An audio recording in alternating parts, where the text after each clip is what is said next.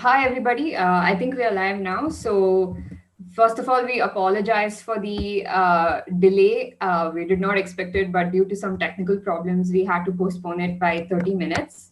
But here we are, and let's get started with today's event. So, this is very special because, we've been wanting to do such an event for a long time now, as well as also bring to attention to the scientific research community about why this topic is so important. So, what is this topic about, and why is it important to sort of discuss it?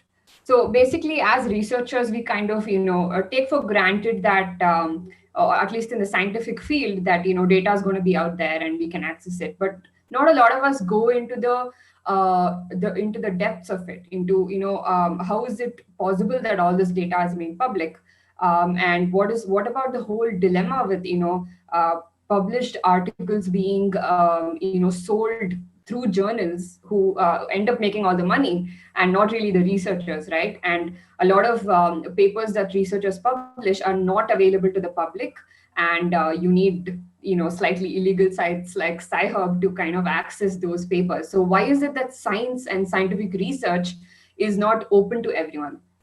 So this concept of open data is something that affects everyone, irrespective of who you are, and even if you're not someone directly using it or directly in contact with it. And it has a lot to do with who get to hide information, who get to use your data, and who also get to finally influence you using that data, right? And recently we've had the problem of huge companies kind of manipulating the public using this data as well. So it becomes all the more important today to preserve it and to have a very sound philosophy about what the internet should do, what the global community should do, not just with data, but with scientific research, with information. And that kind of, in turn, affects the philosophy of the entire society. So today we have with us Vikram, Vincent. Thanks a lot for being here.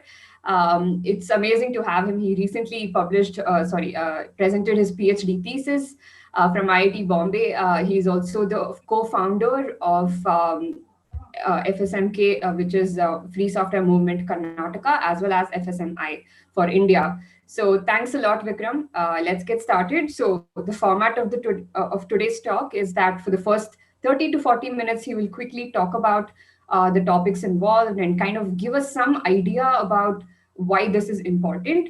Then we want it to be really interactive, so we encourage everyone here to come out and ask some questions, whatever has concerned you, right? As a scientific aspiring researcher or just a student, has anything bothered you at all, and have you given it a thought? And you can address those questions today.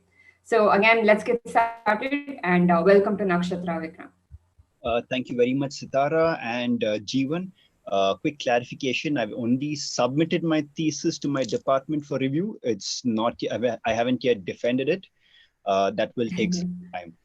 So having said that, really sorry for the delay. So the topic for today was, or is, open data, open research, and open society. The outline would be that I would present to you a problem that we as researchers are facing. And I'm going to build a pattern to show how this problem has manifested itself throughout history in different forms. And then collectively, we will try to figure out a solution that, let's say, we as the scientific community can take forward. Okay, so that's how it's this session is structured. Okay, so using scientific lingo, this is my hypothesis. Just spend a few seconds and read it. Okay, so we're going to talk about the walls that we face in the scientific community and how various companies or publishing houses are preventing the sharing of knowledge. Okay, so that's our hypothesis, that these walls are detrimental to the growth of humanity. Okay, so this is an interactive slide. Can you quickly, in either the Zoom box or in the YouTube box, type a yes or a no if you can recognize the picture? I'll just give you 15 seconds or 30 seconds at the max. can you go to your, yeah, you can just type a Y or a yes. I mean, a Y or a N.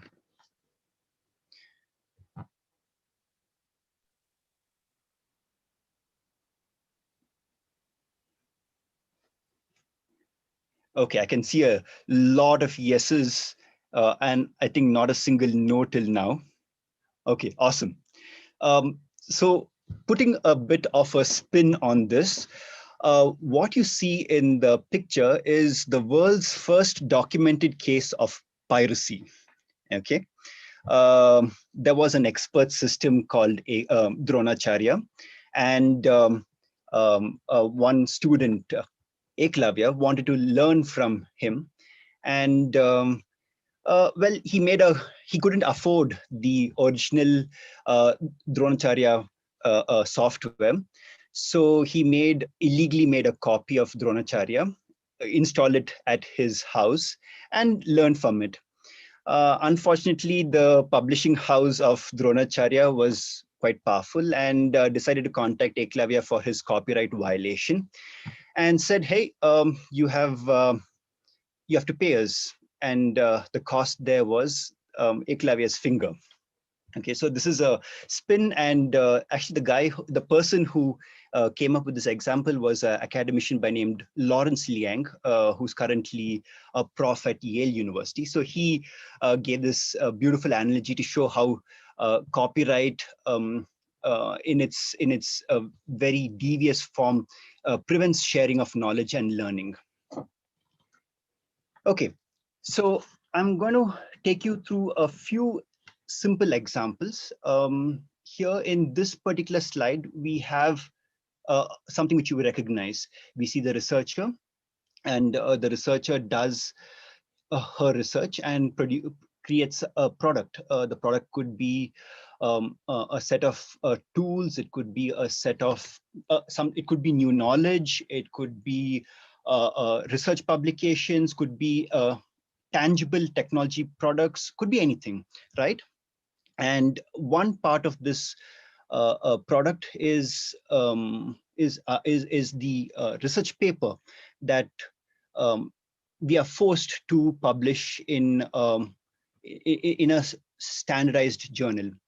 So the problem here, okay, next slide. Now I have put 3 problems. Can you figure out any other problems that you as a researcher might face? And I will update the slide in real time. So this is another task for all of you. Can you quickly go to your chat box and tell me if you can think of any other problem? The first problem obviously was that in the past, authors had to pay for the publication to be accepted. This still exists with a lot of predatory journals where, let's say, if you pay 2,000, 3,000 rupees, they will accept your paper and publish it. That's one thing, one model. In another model, the consumer pays. That is, if you as an individual or as a individual or as an institution, let's say your college, or as a business is consuming this research, then the consumer would have to pay. So we have different entities. Obviously, the cost is very high.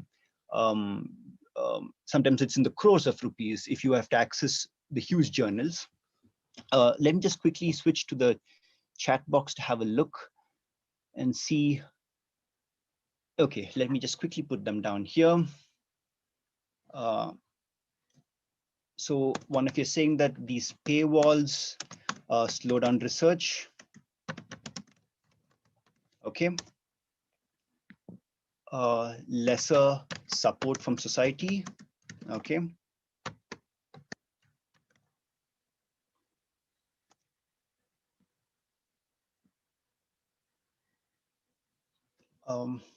Something which says that I don't understand this completely, but perhaps in the discussion session, we can have a look at this structure which unbeautifies the work. Okay, I don't understand this completely, but it's okay. The pressure publish, within double quotes here, obviously. Yes, a lot of pressure here. Okay, any other and branding.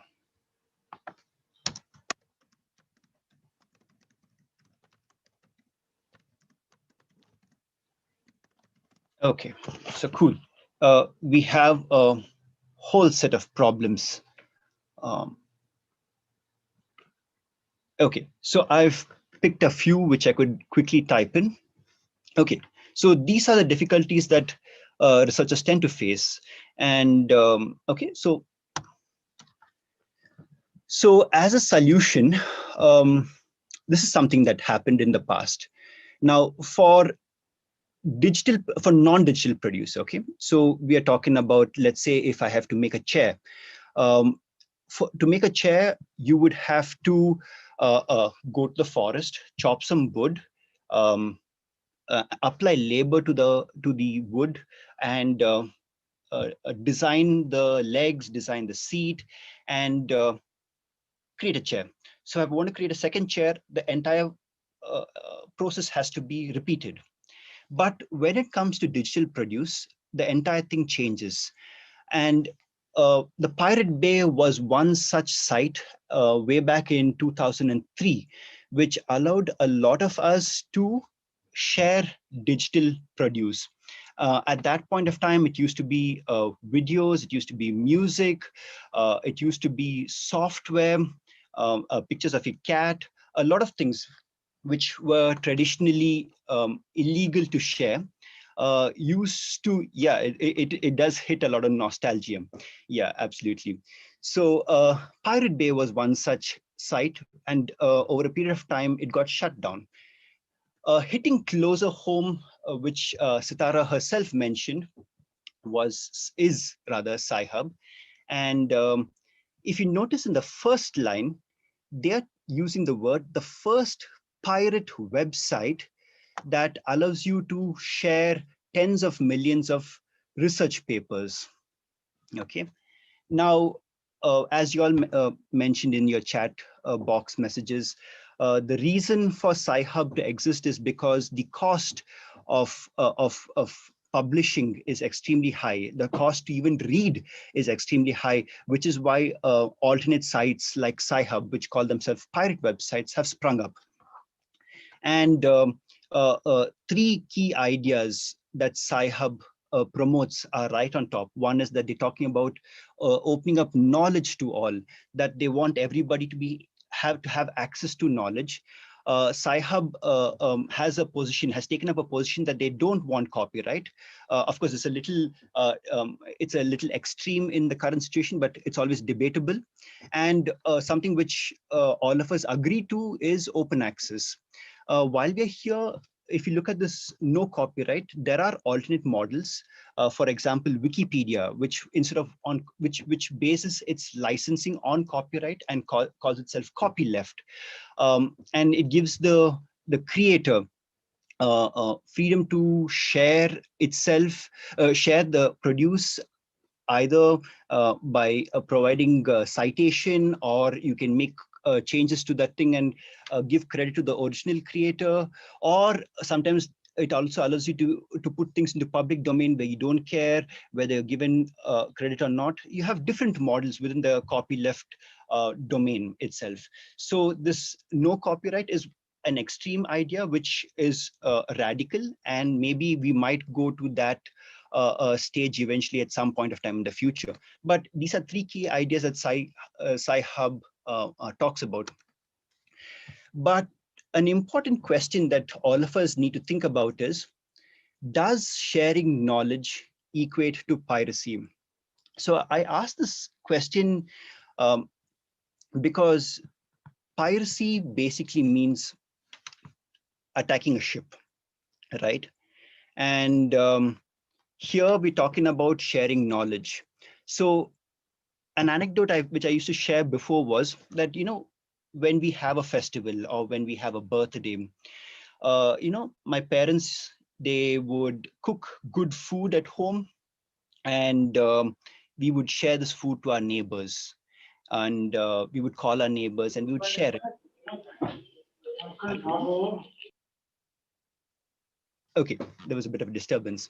So we used to share, and even at home, when, let's say as a kid, when a relative would come and give me a bar of chocolate, the first thing that my mom would tell me is share it to your brother, and if there were other siblings or other kids at home, give them first and then have a piece. So you see, sharing and I'm sure almost all of you can relate to this example that I have given about festivals and about food, about chocolate sharing, sharing of sweets, whatever. So this is a human way of building community. So how does sharing knowledge, which may be in the form of research papers, which may be in the form of culture via videos or audio, uh, uh, um, how do you equate it to piracy? It's a very huge question, and if you want to know about it, I've put in a link where the debates which have taken place are available, and you can come to your own conclusions. So now I'm going to give you a couple of examples from the past. They are slightly radical because the digital age just started recently, the last few decades. And of course, before the advent of computers, we had alternate modes of production. So what I'm going to do is I'm going to contextualize this problem, and I'm going to try to build a pattern here for you.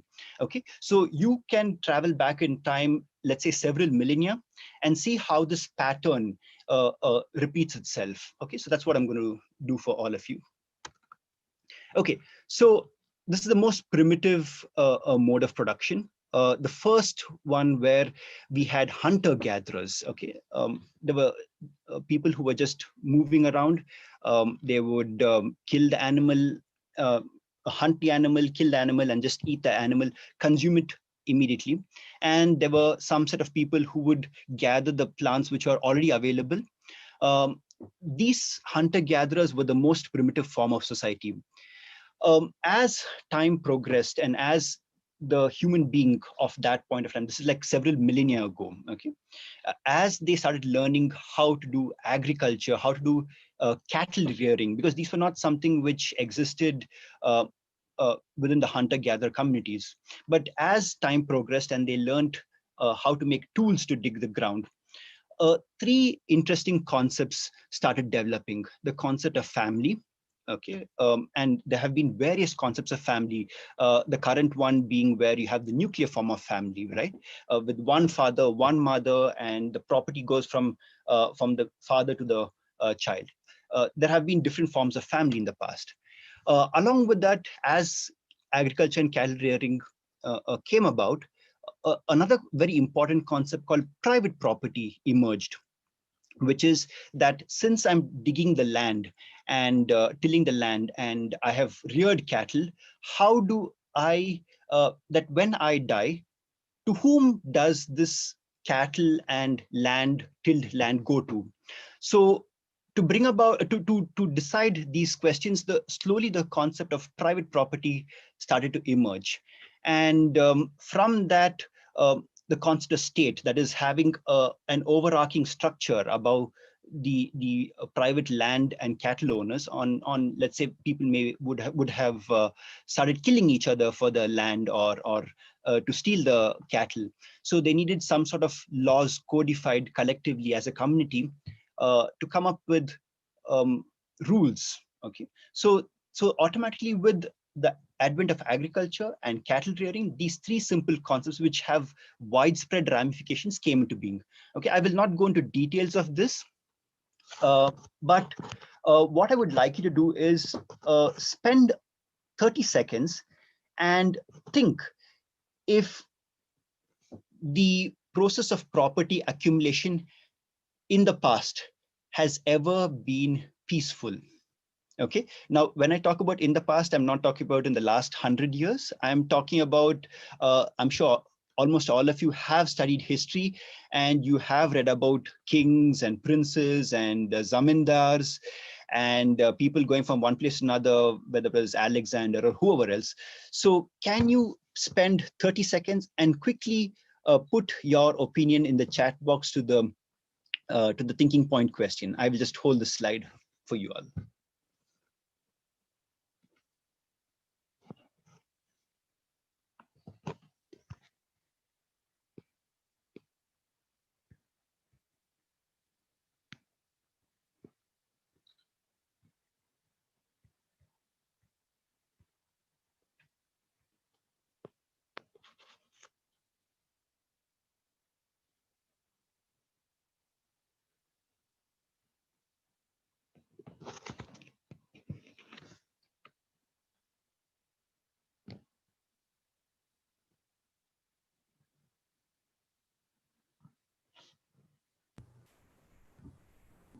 So Maybe if some of you want to just unmute and respond, that would also be okay. Like one or two of you. I'm not sure if the audio would work, but if you can just type it either on YouTube or here, it's cool.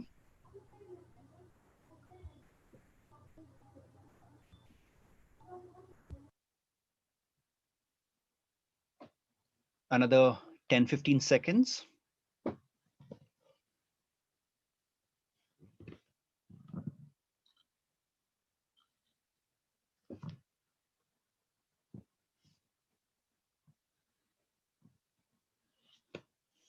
Okay, so from the chat messages that are coming in, I can see that all of you unanimously agree that land acquisition throughout history has always been violent.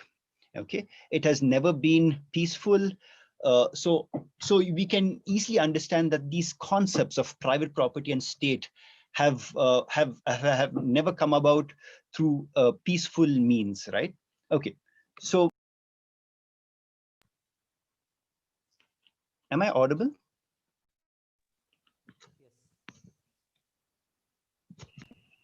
Yes, you're audible. Okay, is my camera on? Yeah, your camera is on. Okay, okay. So so the first form of production was mode of production was the ancient tribal society, right? The primitive form of society, which slowly brought about these three simple concepts which had widespread ramification.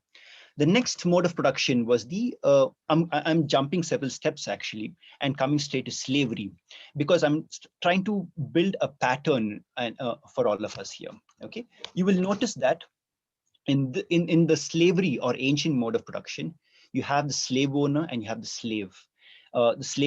The slaves basically provide slave labor, which is almost free of cost. And I'm sure many of you have seen movies, maybe some Quentin Tarantino movies of how slaves were used, or maybe if you look back at let's say Ten Commandments or Moses or some other movies, you'd have seen how slaves are sold like cattle, bought and sold like cattle. And the life of a slave doesn't really matter. It's worth pittance.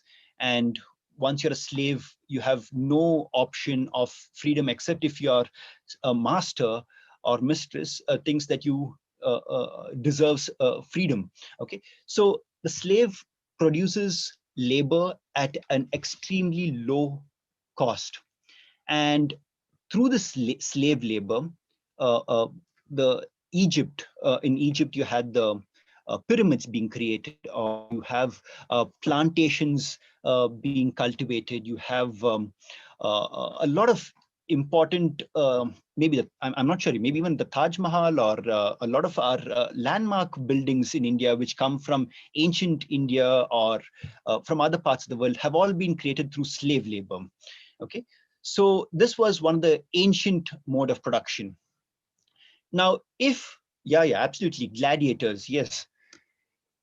So following the slave labor, which lasted several millennia. Now, all these changes lasted a very, very long time, because even though, let's say, the slaves were large in number, they lacked political will uh, to to um, to bring about their own change. I'm not sure. It could have there would have definitely been a whole range of conditions which prevented them from changing the conditions that existed. But we will not be able to debate that in detail. But it lasted a long time. The next mode of production was obviously the feudal mode of production. This is something seen in India, even in some of the places, even now, where peasants are tied to the land which is owned by a zamindar. Okay, this is seen in several parts of India, even till this date. And they are not exactly slaves, but they sell their labor. They would have, let's say, taken a huge loan or even sometimes even a small loan from the zamindar for their livelihood, for the survival. And the zamindar says that, hey, you have taken this much amount and you have to pay interest on this amount, and hence your entire family is now bound to the zamindar, the feudal mode of production. And generations of these families, these peasant families, it could be the father, the son, the grandchildren, and so on, are tied to the land, and they have to constantly keep tilling until their debt is paid. And sometimes they're not even aware whether their debt is paid or not. So you'll notice that the model in the slide is somewhat similar to the slave model, with just small differences. And obviously the produce here is that you're tilling the land and the produce from the land. But you will notice that neither is the land nor the produce from the land ever owned by the peasant. It's always owned by the zamindar. Just as even in the slave mode of production, it was never, the produce was never belonged to the slaves. It always belonged to the slave owners, the slave masters. The third mode of production, which exists rampantly at this point of time, is the worker, the capitalist mode of production, where you have an industrialist and you have the worker. And obviously the worker is paid. There are laws, labor laws, which protect the worker from exploitation to a very large extent. The worker sells their labor, and the industrialist pays for that labor, and some products and services are created. So in the three modes of production that I have listed before you all, you will notice that all three of them have tangible produce. Okay, that is that there are very physical products that are created and sold or exchanged or monetized. All of them can be touched, all of them can be felt. So now we're coming to something, the current mode of production that you and I are very familiar with is is the non-tangible produce. Okay, and in the non-tangible produce, since all of you have used computers before, has three very simple features, which is you don't need an industrialist, you don't need a slave master, you don't need a zamindar. All you need is a laptop with some basic software. You don't even have to pay for it. If you are using free software, open source, you have a GNU Linux operating system, whether it's Debian or Fedora or whatever else. So you don't even have to pay for that software if you don't want to. You just need an internet connection to connect with people across the world, to make connections, and you need a website to list the products that you've created. Maybe you're creating apps, maybe you're creating services, whatever. So with just three things: a platform, which is a basic website, internet connection to connect you to that website and to connect that website with other people. So business to business, business to customer, customer to customer, whatever, and a laptop to produce. Now, with this mode of production, the non-tangible produce, we have eliminated the master. We have eliminated the owner. We have created a system where there are only producers and there are consumers. And the producer can directly talk to the consumer, can sell their products to the consumer, and share. Even if they don't want to sell, they can just simply share. So we now have an interesting situation, which is that we have the capitalist who exists, right? And the capitalist says that, see, I have money, I have power, but now, let's say in the free software open source model, I don't need the capitalist anymore, Why? Because all I have to do is I can create my own software, my own services, which could also be, let's say, research content. It could be any sort of digital content, your memes, your YouTube channels. You don't need anyone else. All it needs is you. And so the capitalist is now wondering, how do I control this produce? Because if I don't control this new age produce that is coming out, which is non-tangible and distinguished from all the other tangible produce, which is created by the three different modes talked about before, how do I make my profits? Now, the first question is, why do we need an owner, right? So what happened is a very unholy nexus is created between the capitalist and the government. And you will see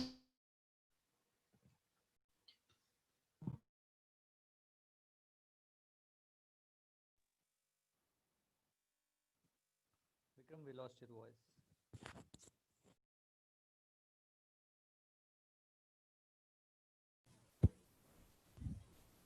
Hello, Vikram? yeah, okay, sorry, I was unmuted. I mean muted, I think. Okay. So a nexus was created with between the government and the capitalist, and they brought in a whole set of rules.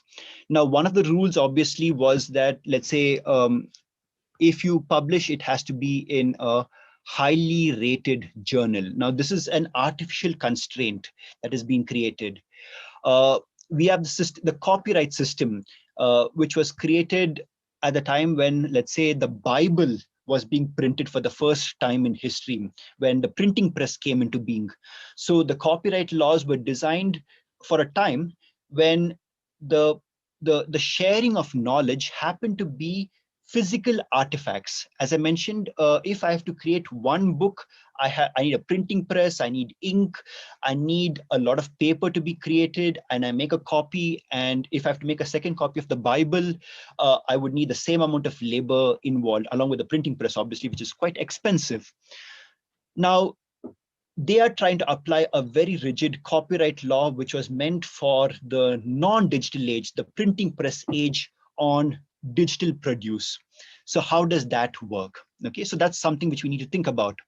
The second thing which issue was the internet. Okay, and here we brought in the example of Pirate Bay and how companies or institutions or entities which were opposed to these artificial constraints went to an extreme, the other extreme end, and said, we are going to be like pirates.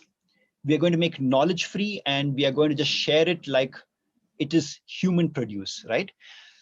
So what did the government do? The government started bringing in laws to clamp down on what is shared on the internet. How is it shared on the internet? I'm not sure if you remember a while ago, there was a huge debate. There were a lot of protests on the issue of net neutrality. There was something like a free basics kind of issue had popped up. There were protests all over India. Okay, so I won't go into details, but do look it up if you're not aware. Now, these issues of net neutrality prevent this sharing in very subtle ways. Obviously, laws on data privacy also were required or are still required. And you will notice that a lot of companies are illegally monetizing on user data. So you have several issues of copyright, internet, data privacy, net neutrality, issues of lack of transparency and accountability on how these laws are being created, whether they're taking the users and the producers into confidence. Are these laws being influenced by the big companies or by the researchers like you and me or the startup ecosystem? So these are very complex issues. And what we are also seeing is that as these laws and rules are being created, our culture is also being changed in the process. We are sort of moving into a culture where we are accepting that it is okay not to share.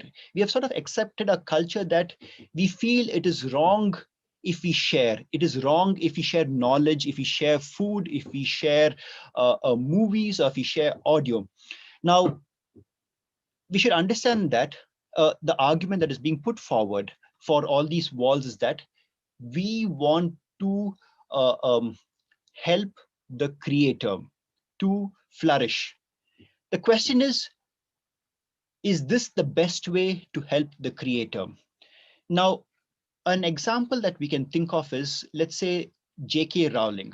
Okay, her Harry Potter books are the most pirated books in the world, and yet J.K. Rowling made the most amount of money in that exact same point of time. So what is that logic, right? We need to question that ourselves and think about it, whether the logic being promoted by the government, by the publishing houses, whether that logic is reasonable, whether it is economically a viable model or not. So these are questions that we will have to debate.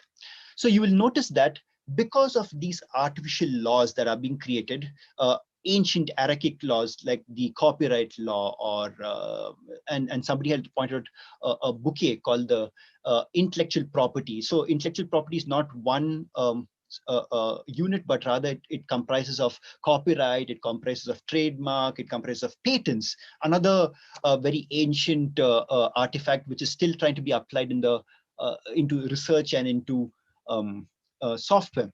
So these artifacts from the past are being forcefully superimposed on research. It's being forcefully superimposed on knowledge sharing to prevent, and because of that, there is a culture where we as humanity are unable to evolve into a more humane set of people.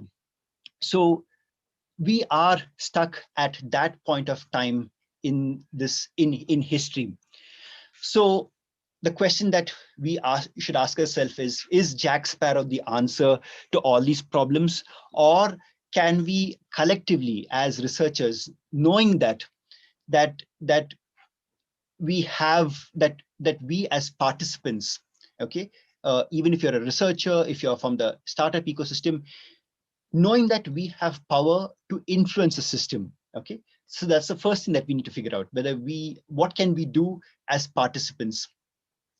We should also understand that the system exists not independent of us, because we are part of the system. At some point of time, we have accepted that whatever is happening is okay.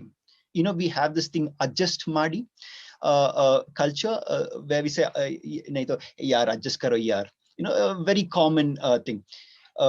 And I would like to point out that, you know, I was watching a talk just a few days ago by there's a website called Live Law, and they were debating about whether India needs a presidential system or should India stick to the parliamentary system. And Dr. Shashi Tharoor, one of the MPs from Trivandrum, says that we need the presidential system because we as people are like this only. And he says that, but we should understand that we don't need to be like this only. That when we recognize that there is a system around us and that we being a part of the system and that there's something wrong with the system, which includes us, then understanding that we need to change ourselves in this process is very important. So it should not be that we are like this only, but rather what is it that needs to be changed for us to be able to engage with the system and make changes both to the system and to us in a sort of a dialectical relationship. So as we change the system, we also change. And as we also change, the system also changes. The third point is to identify alternatives. Now, obviously, one very radical alternative which has been in place was the software piracy, within double quotes, obviously, which is the extreme end. How reliable is the system is not, I mean, we are seeing examples where Pirate Bay and their founders were prosecuted by the law, and they had to spend some time in jail. But the fact that they brought in Pirate Bay changed the way we started thinking about knowledge sharing. Pirate Bay, for example, put counter pressure on the governments to ensure that laws were more uh, uh, that companies started toning down their laws and allowing software to be shared, let's say for educational purposes. And we have seen in the past that when the cost of books became very expensive and very few people could afford those books, automatically systems like the library came into being. You see, library was not something which existed before that. The concept of library came into being to ensure that people did not feel left out. So it was sort of a trickle down effect, because I can't afford the big books. So, okay, let me have something to provide everyone. And we create this library which stacks some collection of books which everyone can access. So alternative systems. So we need to sort of put pressure on the publishing houses, pressure on the government in democratic ways to create these alternative systems that are pro people, pro users, pro researchers. And obviously, a argument that is put forward is that the reason these publishing houses exist is to ensure quality. Now, I will agree that quality is very important and we cannot dilute quality. But is the current publishing house system the only way in which to encourage quality? Are there not alternative ways where, let's say, if you are part of an IIT or an IISc or the IIMs or the NLS, can't we create an ecosystem where we identify uh, experts and create a corpus of expert expert data, expert publications, which, since all these institutions are government funded, and release all this data and all these publications for everyone to access, and then start building on this data which is already available, right? So how do we do this for not just this data or not just this research, but all research? That's something which we need to think about. Then focusing on quality while improving quantity. Why is quantity important? Is because India is a very large country with 1.2, 1.3 billion people and increasing. We cannot just remain all about quality, because that will isolate us in one small corner. We also need to think about how to roll out the systems to ensure that quantity also develops in the process. So sort of a mixture of both quantity and quality is very important in this process. And ensuring that the freedoms of both the producer and the consumer is kept at a high level, and defining what those freedoms are. Now, what I mean by these freedoms are, let's say, since I come from the free software movement, we have 4 freedoms, when it comes to free and open source software. We have the freedom to study the source code. We have the freedom to modify the source code. We have the freedom to share the source code. We have freedom to run it for whatever purpose we want. So these freedoms are defined, let's say, if you're coming from the free software, the GNU community, the open source community. But if you're now coming from the research community, what are the freedoms that we as researchers need? That needs to be defined. And I think that needs to be defined more from emerging economies like India, where it is very important that we have these freedoms. So saying that, I would like to end my talk and open it out for discussion. Thank you.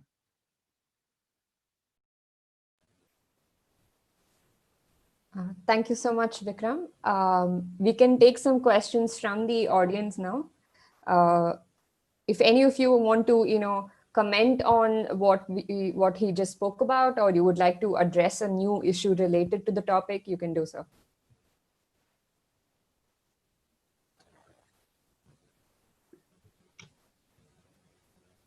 Please unmute yourself and then you can ask a question.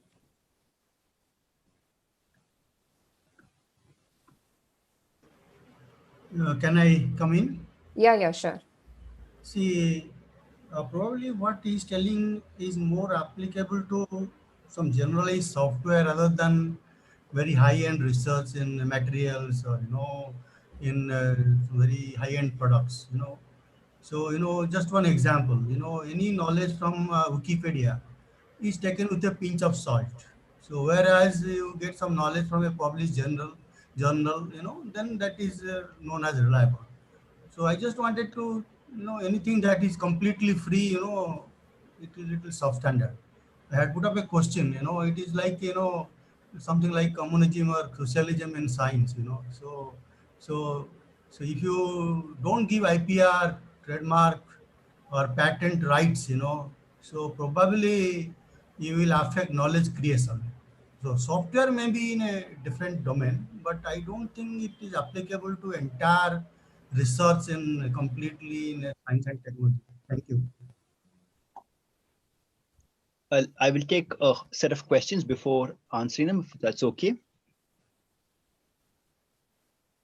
Can you explain a bit more in detail about the net neutrality issue and the sharing of different research papers and all those kind of things?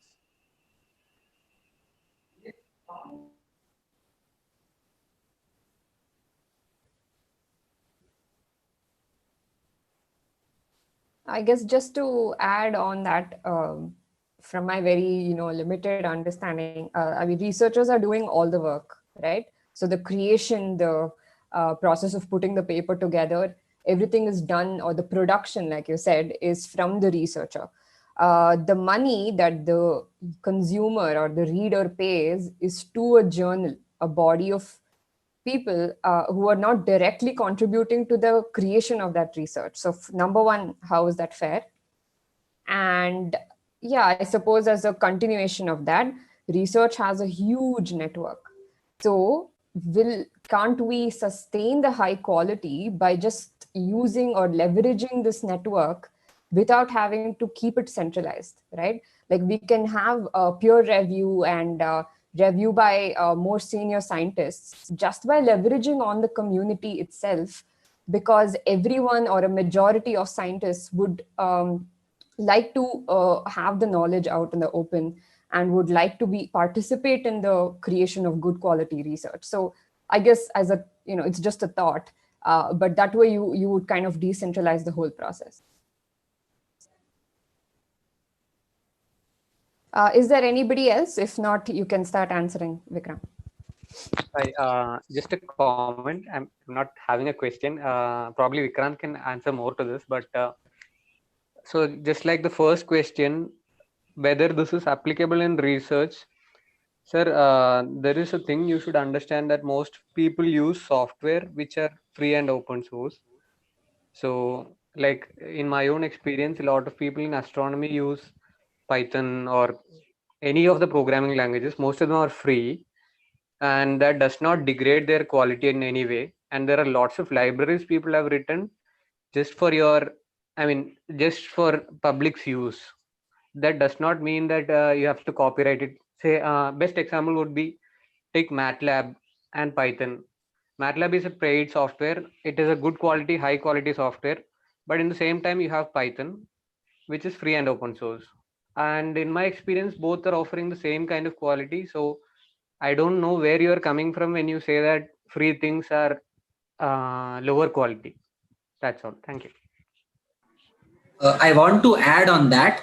I just, I don't think I could communicate my question. I told that it may be more applicable to software rather than high-end research in material science or elsewhere. Let us give an example of aircraft. So if you make that research free, I don't think we can produce better aircraft. So I meant that. And I also gave an example of Wikipedia versus data or knowledge from a published journal. Please address that. Thank you. Okay, I mean, in that case, you could always say that airplane are carrying humans, right? And humans will always try to protect themselves. So you will always try to make a better airplane so that humans are more safe. So how is it possible that somehow airplane standard will decrease instead of increase over time, be it copyrighted or not?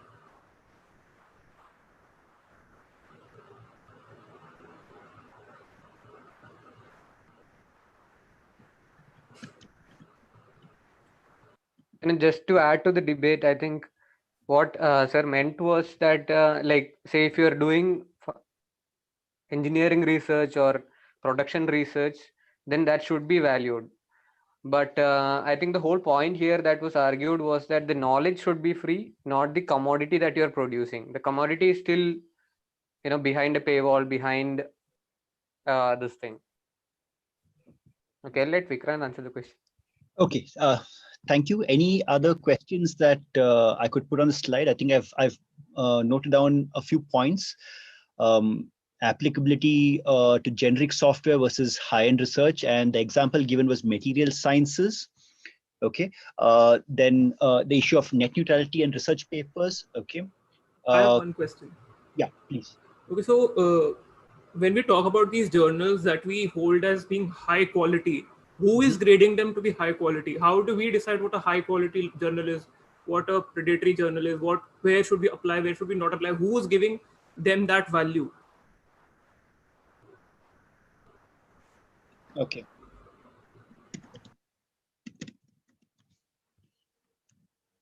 Any other questions that I can take?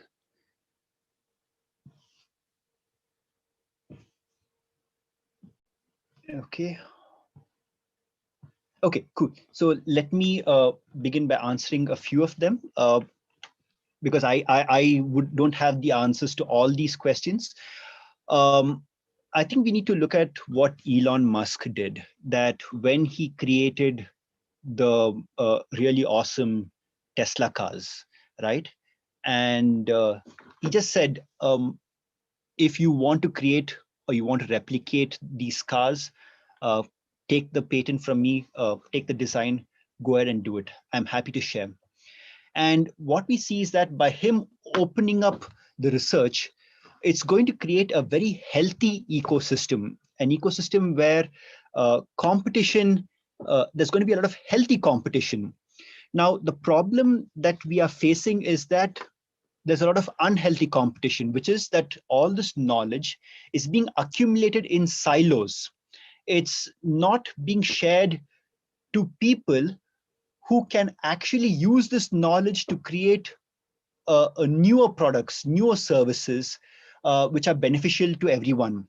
Rather, it's only the fact that it is stuck in a silo means that only those who have got access to wealth can access this knowledge.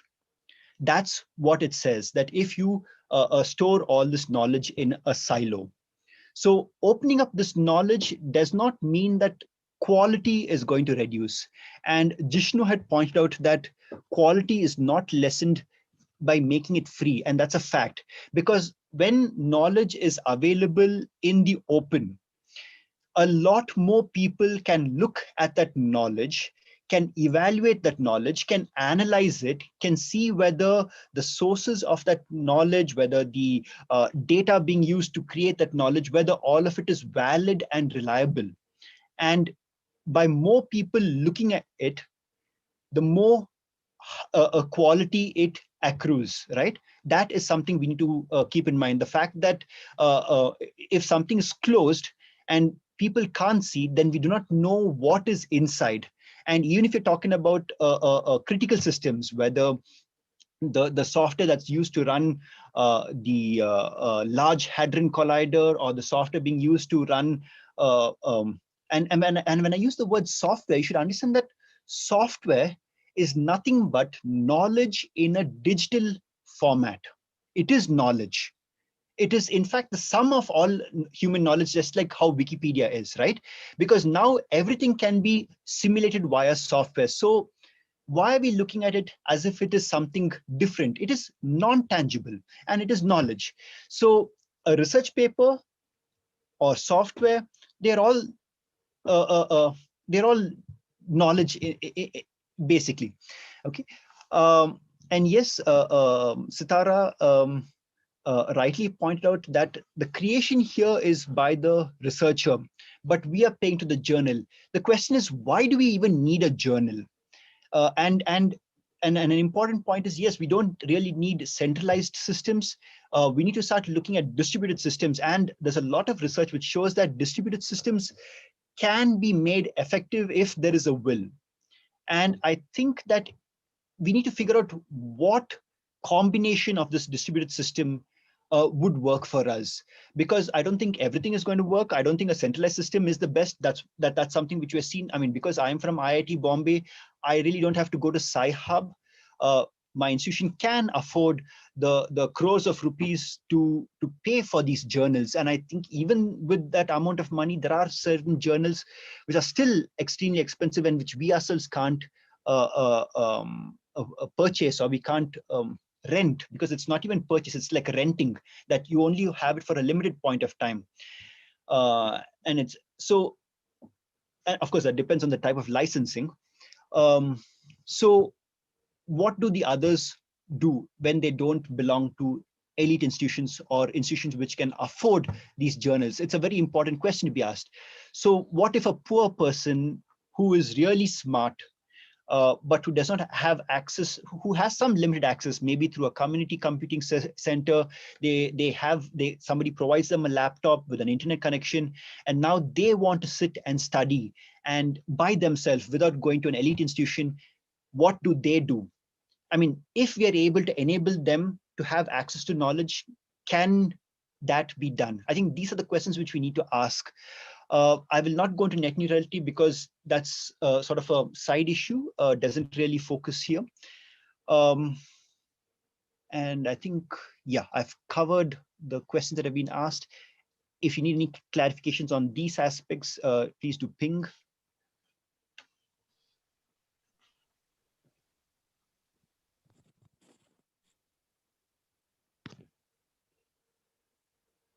Sitara, Jeevan? There's a question in the chat regarding the alternative path that they can follow for publishing a research paper. Can you read it out if you don't mind? So considering the scenario that I'll be publishing a research paper in the near future, what is the alternative path I can follow other than the traditional methods? Could you suggest one? See, we are stuck, okay? We are stuck because if there's a requirement for a journal or a paper. Now, somebody asked here, what are the parameters for high quality journals? Now, there are consortiums, there are groups of organizations which come together and come up with a set of parameters. Sometimes there are even corporates, corporate publishing houses, which comes up with these parameters. And based on these parameters, they rate the journals, like the number of people accessing the journal, the impact that it has on society, how many other people, for example, Nature journal would be top of the list and everyone else would be below it, right? So you do have a set of objective, and I use objective in the sense that these are parameters which are artificially created, okay? Because already there's a huge amount of filtering as to who can publish into them and who can access them. So the moment you have this artificial access to journals, you've sort of created a clique by itself. Now, if you are part of an institution that has a specific publication requirement, then yes, you would have to comply with it, especially if your graduation depends upon it. And there is a whole process to go about it. But ideally, let's say in the past, let's say take 100 years ago and look at the books, or 200 years, 300 years ago, when you look at the books that were brought out, to respond to one book, you would have another book being written by another author. And debates did take place of huge value.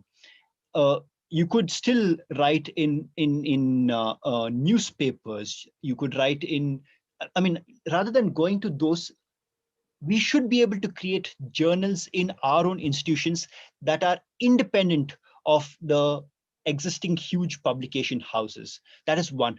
But also we should be able to write, I mean, with the democratization of the internet, we should be able to write, ideally speaking, ideally, and I'm coming, and I know that this is a very radical thought, but let's say your work on your blog should be the starting point of your research.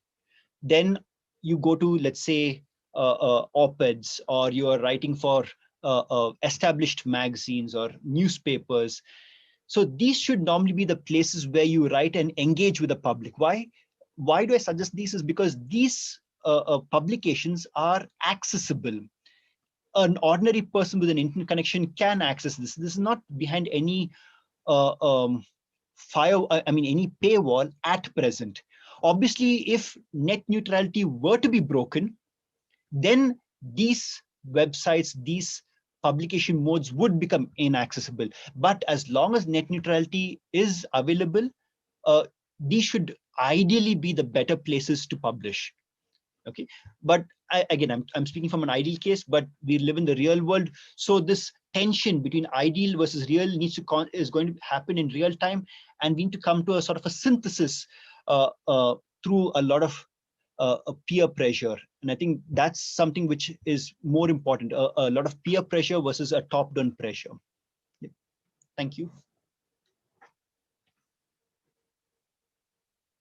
Yeah, is there anyone else who would like to comment on that? Or, you can also have some debate points. You don't have to completely agree with everything. So we are open to those questions as well.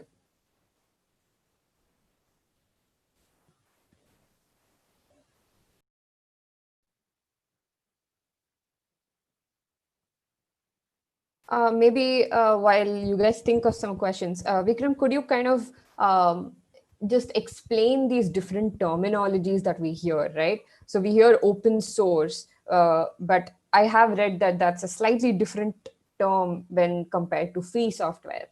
And what do those terminologies mean?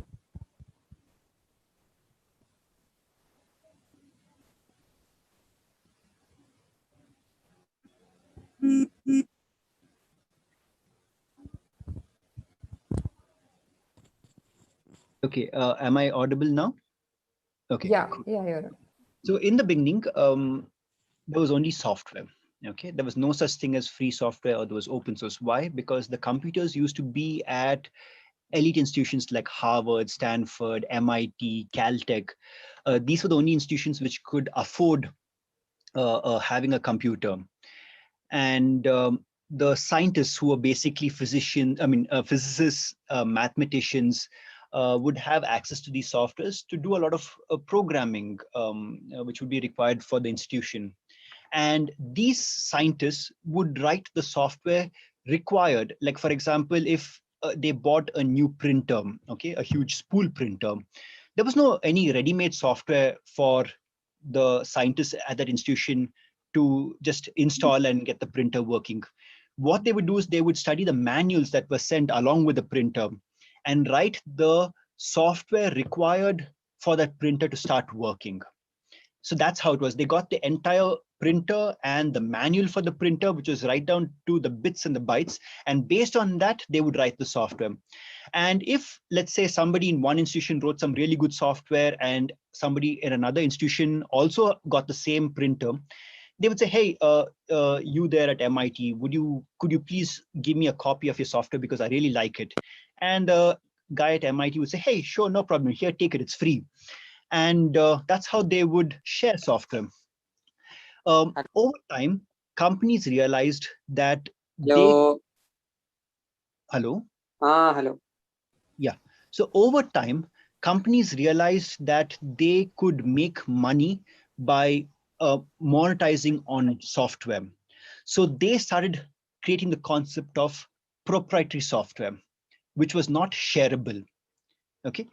So the moment the concept of proprietary software came into being, a resistance was created within the academic community at these elite institutions that they did not like software, which was basically knowledge in a digital format, being proprietized or being made into property. You see, this was the process of how knowledge started becoming property.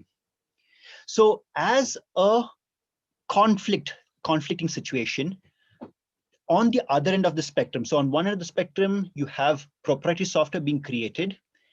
On the other end of the spectrum, people like Richard Stallman, Eben Moglen, and a lot of other scientists working at elite institutions came up with this concept of free software. Now, free did not mean gratis. It did not mean free of cost.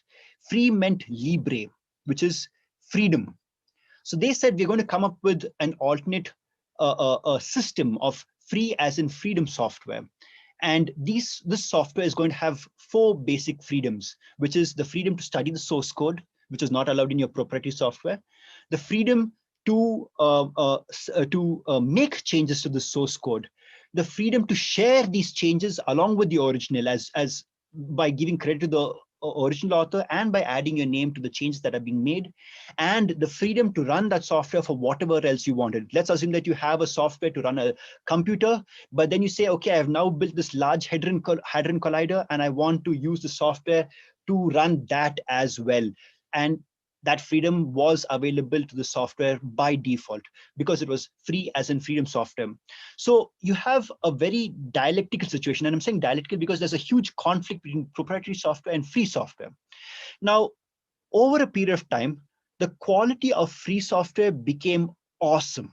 Okay, and the proprietary software realized that thousands and thousands of programmers worldwide realized that they could make a name for themselves by creating free as in freedom software because they would get credit for it.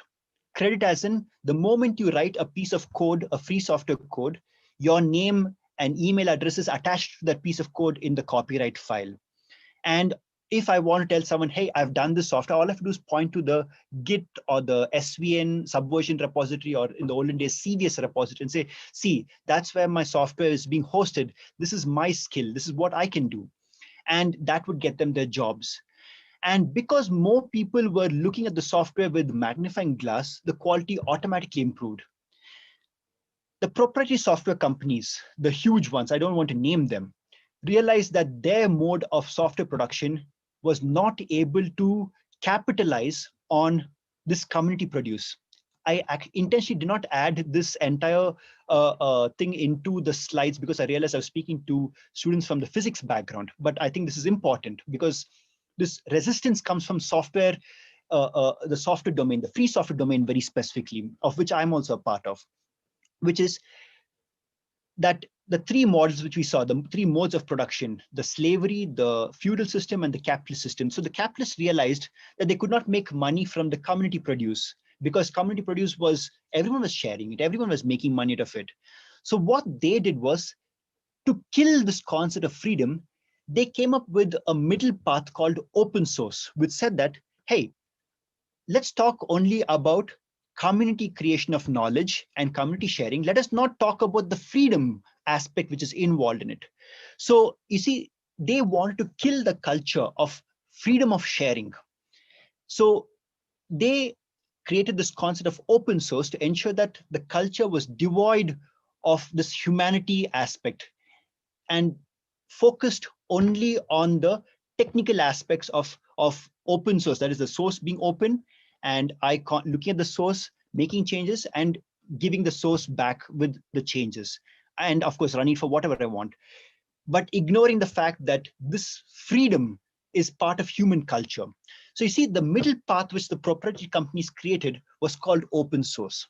So this difference between free software and open source is more of a political debate and not really, and it's obviously a socio-political cultural debate rather than a technical difference, because open source licenses and free software licenses are all overlapping. They're not different from each other, right? There are obviously some minor differences which I won't go into, but the primary thing is open source is more focused only on technical aspects versus free software, which is open source plus freedom of a human being. So that's open source versus free software terminology in a nutshell.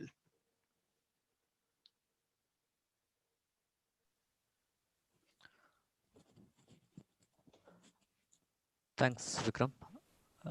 So there's a You were trying to question. say something, Jishnu. Would you like to share something? No, I think that was just disturbance. It's okay. So there's a question in the chat, and we can maybe address that regarding patents. Mhm. So, and the ownership of idea. So if I come up with an idea, like, do I own it completely and to the level that I restrict from others using it for years? And could you address that? Yeah. Yeah. So the idea of patent came in at a time when we wanted to reward the creator of new ideas, basically give them credit, okay, and say it's something like putting a shawl around a person and honoring them, okay. But it was with the advent of was it the steam engine or the diesel engine, one of the railway engines, that I forget exactly which one, that the concept of patent, the scope of patent sort of increased, and it became all about preventing anyone else from improving what was available. Okay, so the patent basically prevents anyone else from improving your idea, because it says that I'm the owner. Okay, now the owner of this idea, and no one else can make any changes to this idea without my permission. But we need to question this concept itself and of ownership of ideas, because if you look at it a little closely, you will realize that there are no real owners of ideas. We are creators of rehashed ideas, remixed ideas. Almost every idea that exists in in today's time are rehashed, remixed ideas. We take them from different domains. And one simple example is, let's say you're coming up with a system for very good traffic management system and you want to come up with a system for that. Now you are going to, let's say, look at the way insects walk through an ant hill. How do they not collide with each other? And then maybe implement a system, a traffic system based on how insects navigate. That could be one method. Now, is that really an original idea? Do you have ownership on that idea, since you've already looked at nature at its very best and then design a traffic system on that? Should you be given a patent for that? Or you could also look at the way water flows through a tube, your Bernoulli's principle. And based on that, you now design the traffic system, where one part of the water is going to be slow, one part of the water is going to be thing. So you're looking at the traffic as a fluid, and now design a traffic navigation system on the lines of fluids. So again, just because it's new for traffic, should you be given a patent where no one else can make changes to your ideas? So this whole question of ownership of ideas needs to be questioned fundamentally. Is it even a valid concept, right? There can be creators of ideas, there can be users of ideas. Personally, I believe that there should not be owners of ideas, because it's a fundamentally problematic concept. Because if that were the case, then you should understand that India invented the zero, and every single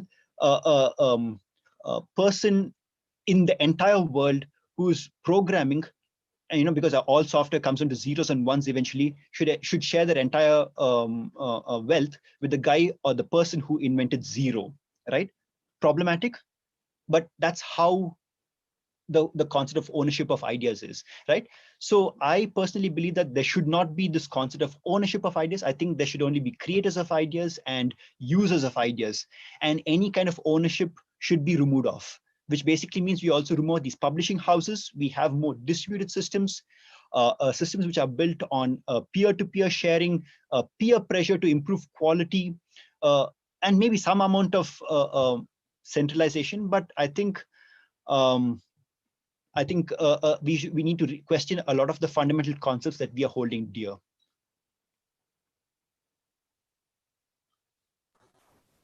That was super insightful. And I think it's also a bit counterintuitive, because our whole life we've heard of people who, people are innovators, or, just researchers or engineers who kind of patent their ideas. But I guess the point is to find a balance where you're protecting the creator, or rather you're kind of giving him due credit and due profitability.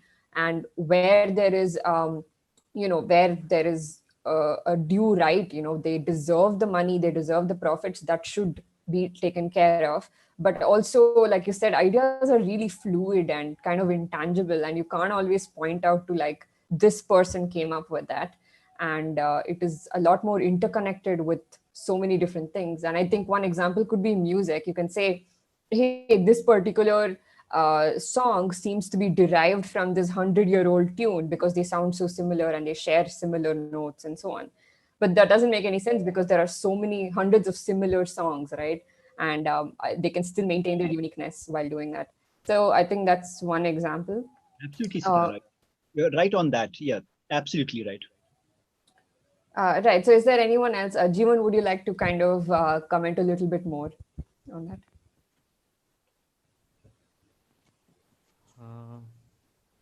Not really. We can take more questions.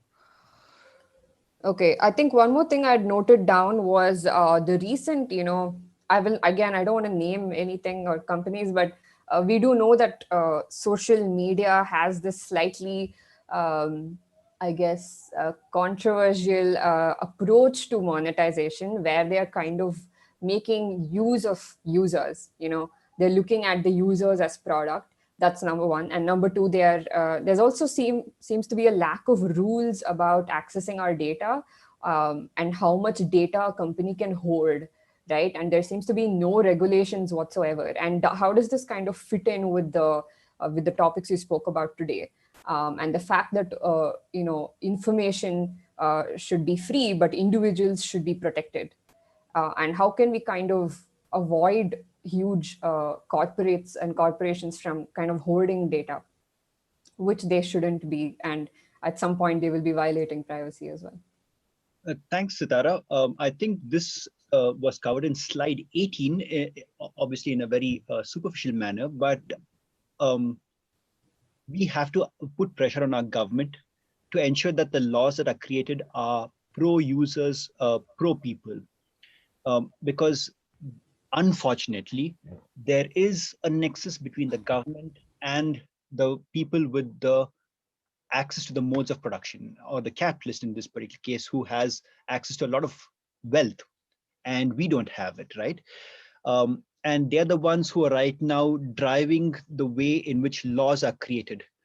When it comes to the issue of data privacy laws, I think we need to look at the way Europe has come up with their data protection act.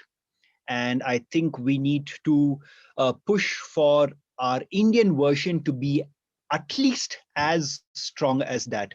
Right now, the drafts which came out were very weak, and in fact, they did not put any anything in place to protect us as users. In fact, they allow us to be exploited further. So there's no two ways of looking at this. We need to bring in really strong data protection acts. And I think Europe is a good place to start looking at them with what they have done. I think it was called the GDPR, right? Yes, GDPR.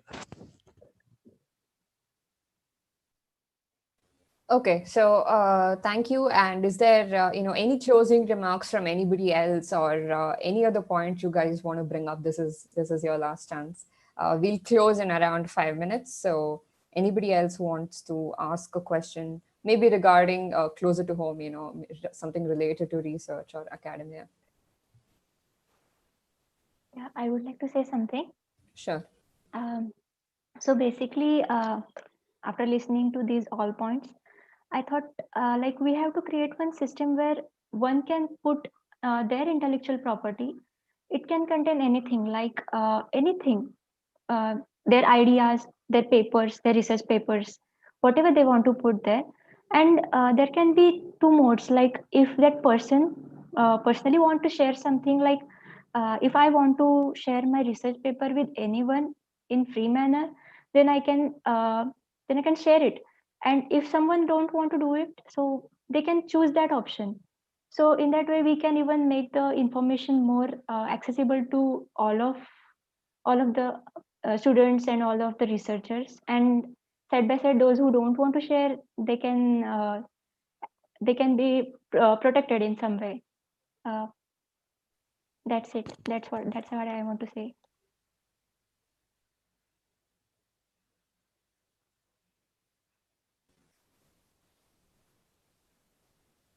I think that's a good point. Vikram, are you there? Yep, I'm here. Okay. I think each one should have approaches which are different. Yeah, sure. We should explore all these options. Right.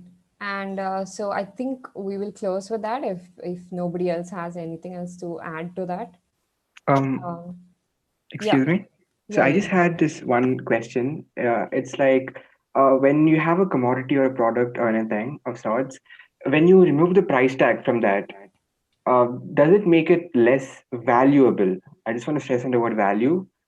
Uh, for example, if I buy myself a mobile phone or something and I work hard for it and I save money and buy it, I will look at it in a different perspective than it being given to me for free, right? So does a commodity lose its value or the way it's looked upon when it's made free?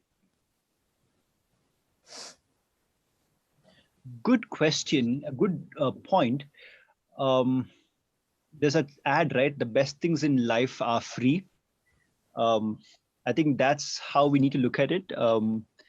If our perspective says that if it's free, it's not good, then I think sometimes it might be necessary to question our perspective. Because sometimes our perspective may be very subjective. It may be, maybe we are coming from a position of privilege. We have not talked about this concept, but it depends on where are we coming from? Are we coming from a position of privilege, or are we coming from a position which is unprivileged? So we need to question, where are we coming from when we make certain assertions? Like even the previous lady who said that perhaps we should allow for systems which where you don't need to share. Technically, that's a valid point. But we also need to ask ourselves, are we not consuming things which are free almost on a regular basis every day? A lot of things which you've taken for granted. And when, if you were to really reflect upon that, then we would realize that these fundamental questions that you asked sometimes might be coming because we have taken a lot of things for granted, and then we need to change that. So I think that's something which we need to look at. Yeah, I think the concept of privilege in academia is especially relevant because on some level, journals could discriminate in terms of which university you come from. But also on an individual level, I guess we all know here, we are aspiring researchers.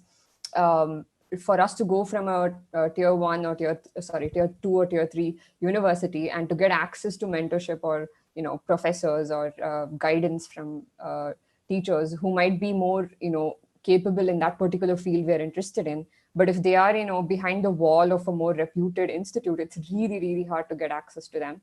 So I think even, I guess, certain cultural notions even within the scientific community or academic community in general should change, and that's like a personal view of mine, because I see a lot of boundaries or fences put up, and it is designed for filtration in a country like India and not so much for general human progress. It's rather to like say, yeah, you're good and you don't make the cut, and because you're good you get these resources, right? And I think there should be more about progress of every individual, which is subjective to themselves. So yeah, I guess from the perspective of education as well, it makes a lot of there's a lot of significance in making knowledge open, as well as certain things like internships and so on, or mentorship and guidance should be given to anyone if they have enough caliber, and not really, it should not be dependent on which institute they come from. So that was just one point I wanted to add. What you say is also reflected by the group by this late Professor Shamnad Bashir. He came up with this institute called the IDIA, which basically identified underprivileged kids who wanted to get into law, mentored them, and helped them crack the CLAT, which is the common entrance test for the law institutions, the NLS, the premium law schools. And when these kids, by mentoring them, he enabled, or that institution enabled these underprivileged kids to crack that exam. And then they provided them financial support, because, if you have to study at NLS, it seems that it costs between 15 to 30 lakhs per year, everything put together. I'm not too sure, but it's something which I read, which was even mentioned by one of the judges in his talk a few days ago on this Live Law website. So getting into these institutions is very difficult if you're coming from an underprivileged class of society. So yeah, trying to bridge this gap is somewhere where we need to constantly, is something which we need to constantly work on, and identifying our own biases, which is one of the most difficult things to do, something which we need to focus on identifying these biases, seeing where these biases are coming from, and then addressing these biases with a lot of love and care, because sometimes we should not be hard on ourselves as well. We need to address these biases with a lot of love. Yeah. I think, shall we close the session? Yeah, we'll close here. I just want to thank you, Vikram, for making the time to show up today. I know we had a little bit of technical difficulties, so apologies to all the participants and a couple of people who might have been waiting on YouTube Live. And with that, we'll end today. If you guys are interested in learning more about Nakshatra, and we were just talking about access and mentorship. So I think one of the primary objectives of what we're doing here is to bridge that gap and make it not only affordable, but also really easy for you to connect with someone who has expertise in that field, and therefore directly learn from them without having to be categorized or discriminated depending on where you come from. So that does not matter here at all, because first of all, it's a virtual community.